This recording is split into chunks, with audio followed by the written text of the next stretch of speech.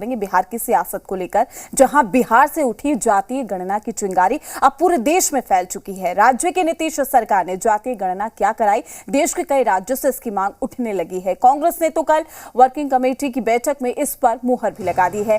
कांग्रेस शासित सभी राज्यों में जातीय गणना का ऐलान राहुल गांधी ने किया। इधर बिहार में जातीय गणना को लेकर विपक्ष लगातार सवाल खड़े कर रहा है। इसका विरोध करने वालों का कहना है कि सरकार की तरफ से जारी आंकड़े सही नहीं है और जातीय सर्वे के आंकड़ों पर सवाल उठाने वालों को आरजेडी सुप्रीमो लालू यादव ने दो टूक जवाब दिया। लालू प्रसाद यादव ने सोशल मीडिया प्लेटफॉर्म एक्स पर पोस्ट करते हुए लिखा है कि जातिगत जनगणना के विरोध जो भी लोग हैं वो इंसानियत, सामाजिक, आर्थिक एवं राजनीतिक बराबरी और समानुपातिक प्रतिनिधित्व के खिलाफ है। ऐसे लोगों में रत्ती भर भी न्यायिक चरित्र नहीं होता है। किसी भी प्रकार की असमानता एवं गैर बराबरी के ऐसे समर्थक अन्यायी प्रवृत्ति के होते हैं जो कि जन्म से लेकर मृत्यु तक केवल और केवल जन्मजात जातीय श्रेष्ठता के आधार और दंभ पर दूसरों का हक खाकर अपनी कथित श्रेष्ठता को बरकरार रखना चाहते हैं। कैंसर का इलाज सिरदर्द की दवा खाने से नहीं होगा। लालू यादव के इस पोस्ट ने जातीय गणना को लेकर बिहार का सियासी पारा और चढ़ा दिया है। तो आपको बता दें कि दो टूक यहां पर जवाब देते हुए नजर आए हैं लालू प्रसाद यादव। सोशल मीडिया के जरिए उन्होंने जातीय गणना के जो खिलाफ हैं, जो उसका विरोध कर रहे हैं, उनको जवाब दिया है। तो आपको बता दें कि आंकड़ों पर लगातार जो सवाल हैं वो खड़े किए जा रहे हैं। इसी कड़ी में लालू प्रसाद यादव ने ट्वीट करके उन तमाम अपने विरोधियों को कड़ा जवाब देने की कोशिश की। तो जातीय गणना का विरोध करने वाले समानुपातिक प्रतिनिधित्व के खिलाफ, इंसानियत, सामाजिक, राजनीतिक, आर्थिक बराबरी की भी खिलाफत और ऐसे लोगों में रत्ती भर न्यायिक चरित्र नहीं होता। ये तमाम बातें लालू प्रसाद यादव ने सोशल मीडिया एक्स पर पोस्ट की है। जातीय गणना को लेकर अब क्रेडिट लेने की भी होड़ मची हुई है। अब तो बिहार बीजेपी भी ये कह रही है कि जब वो नीतीश के साथ थे तभी जातीय गणना की नींव पड़ी थी। इधर सत्ताधारी गठबंधन लगातार विरोध विपक्ष पर हमलावर है। मेरे घर के इर्द गिर्द, मेरे गांव का जो घर है और मेरे पटना का जो घर है, दोनों घर के इर्द गिर्द जिस दिन सर्वे आया है, कई लोग आके मुझसे मिलके कहे कि सर्वे हो कब गया, हमारे घर तो कोई आया ही नहीं। अब इसका जवाब तो सरकार में बैठे लोगों को देना पड़ेगा और पूछ रहे हैं लोग। बड़े बड़े लोगों ने प्रेस कॉन्फ्रेंस करके खुलेआम कहा है। हमारे रविशंकर प्रसाद जी ने बहुत साफ तौर पर, पटना के सांसद हैं, उन्होंने कहा मुझसे कोई पूछने नहीं आया। ऐसे कई लोगों ने, जो समाज के प्रमुख प्रभावी लोग। आदरणीय लालू प्रसाद जी, आपने ठीक कहा कि कैंसर का इलाज सिर के दर्द के गोली खाने से नहीं ठीक होता है। बिहार में एक और कहावत है, चलनी दुश्मन सूख के जिनमें 72 गो छेद। 15 साल तक आप और आपके परिवार के लोग बिहार पर शासन करते रहे, फिर क्यों नहीं जातीय जनगणना हुआ? आपने तो अतिपिछड़ों को आरक्षण भी नहीं दिया। जब 2005 में एनडीए की सरकार बिहार में बनी तो अतिपिछड़ों को पंचायत और नगर निकाय में आरक्षण का प्रावधान किया गया और आप मनमोहन सिंह के साथ गलबहिया बांध के घूम रहे थे। उस समय आपने तत्कालीन केंद्र सरकार की से क्यों नहीं जातीय जनगणना की पहल की? जो लंबित या विलंबित जनगणना है वो भी जाति आधारित हो और हम लोगों की भी यही मांग है कि भाई उस समय तो आपने कहा कि 2021 की जनगणना प्रारंभ हो गई है और काफी काम आगे बढ़ गया है, इसलिए अब उसमें संभव नहीं है, हम असमर्थ हैं, तो हम लोगों ने करा दिया। लेकिन 2021 की जनगणना तो अब तो जिसको कहते हैं कि इंडेफिनिट लेट हो गई है। केंद्र सरकार ने ही जो संकेत दिए हैं उससे लगता है कि वो 2024 के संसद के आम चुनाव के बाद इसको कराने की मंशा रखते हैं। देखिए, जाति आधारित गणना हमारे नेता श्री नीतीश कुमार जी की बहुत पुरानी मांग थी और अटल बिहारी वाजपेयी जी की गवर्नमेंट में ही उन्होंने कहा था कि ये होना चाहिए और हुआ भी। और बिहार में जो गणना हुई उसका असर ये हुआ कि आज CWC कांग्रेस वर्किंग कमेटी जो है उसने ये तय किया है कि पूरे देश में ये गणना कराई जाए। राजस्थान गवर्नमेंट ने तय किया है, छत्तीसगढ़ गवर्नमेंट ने तय किया है, कर्नाटका गवर्नमेंट ने तय किया है, तो बिहार एक तरह से आइडियल हो गया है इसके लिए।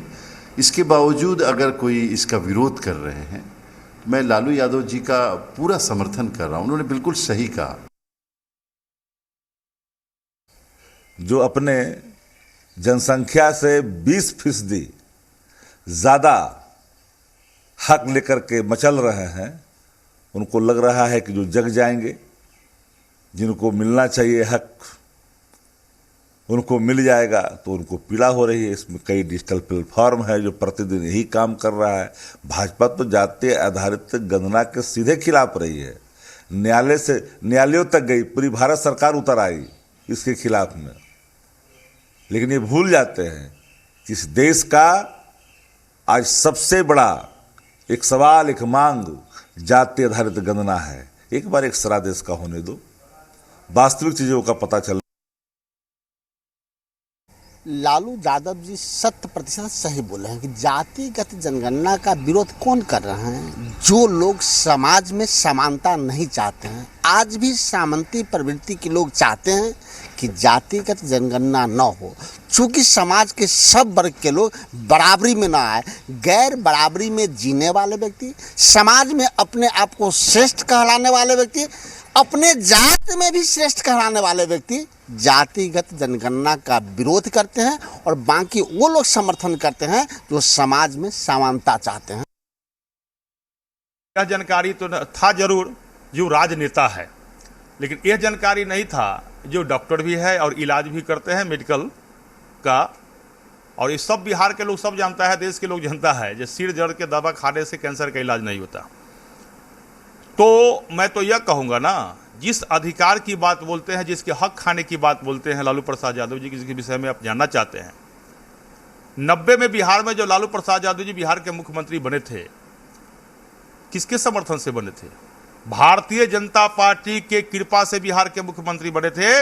और भारतीय जनता पार्टी ने 39 गो MLA का समर्थन दिया था, बिहार में मुख्यमंत्री बने थे कांग्रेस के विरोध में। तमाम जानकारी के साथ पटना से हमारे ब्यूरो चीफ रजनीश हमारे साथ जुड़ चुके हैं। रजनीश, इलेक्शन करीब है, चुनाव करीब है, इससे पहले जातिगत जनगणना को लेकर बिहार में जो सियासी घमासान देख रहे हैं, जिसका प्रभाव पूरे देश में दिखाई दे रहा है, और यही वजह कि देखिए कांग्रेस की तरफ से तो ऐलान भी कर दिया गया है कि जहां पर भी कांग्रेस शासित सरकार है वहां पर जातीय जनगणना होगी। लेकिन बिहार में अभी भी इसका लगातार विरोध हो रहा है, लगातार सियासी तीर छोड़े जा रहे हैं। देखिए, जनगणना शुरू हुई उसके पहले इस पर राजनीति, जब ये इसका जब प्रारूप सामने आया उसके बाद भी राजनीति, लोग यहाँ से दिल्ली मार्च किए थे तब भी राजनीतिक बयानबाजी।